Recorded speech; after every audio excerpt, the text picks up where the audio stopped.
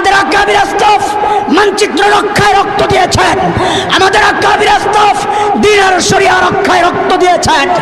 তাদের সন্তানরা যতদিন বেঁচে আছে, শুনে নাও কান খুলে, এই জমিন টুকরা টুকরা করবা থাক দূরের কথা, খালি যদি একবার পরিকল্পনা করো, খোদার কসম একটা একটা ধরে জীবন্ত দাফন করা হবে, জীবন্ত দাফন করা হবে।